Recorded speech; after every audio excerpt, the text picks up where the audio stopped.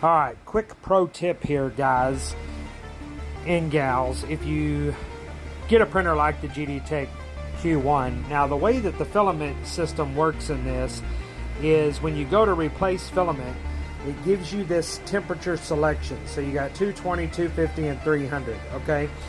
And then you will select, the recommended way is to do manual. And what that involves is you pull the PTFE tube, you cut the filament off, pull the old filament out, and then it will extrude most of the old filament out, and then you can load your new.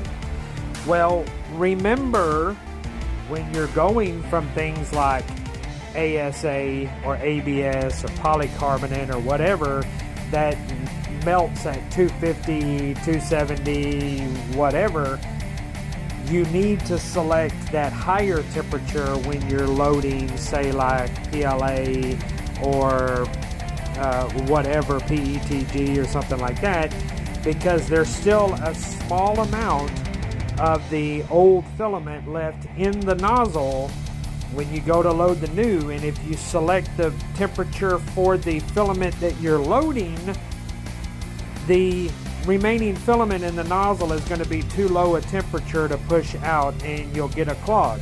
Ask me how I know. I just ran into that. I was switching from ASA over to some silk PLA because I wanted to try some fun prints just to see how it printed. And I was like, okay, 250,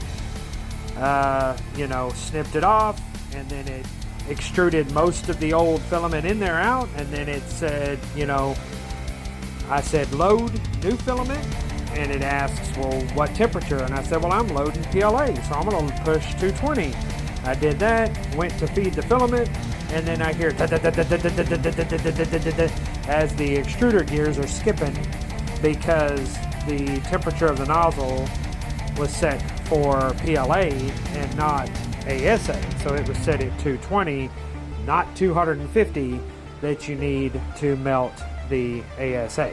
So I had to pull the front cover off, drop the cartridge style nozzle out, and that's what this uses. So it uses this cartridge style similar to like the Bamboo Labs and stuff like that.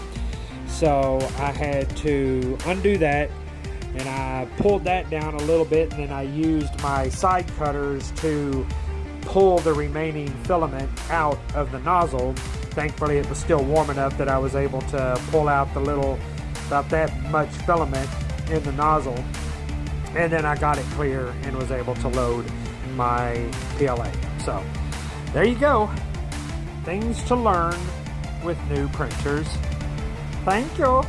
Bye bye now.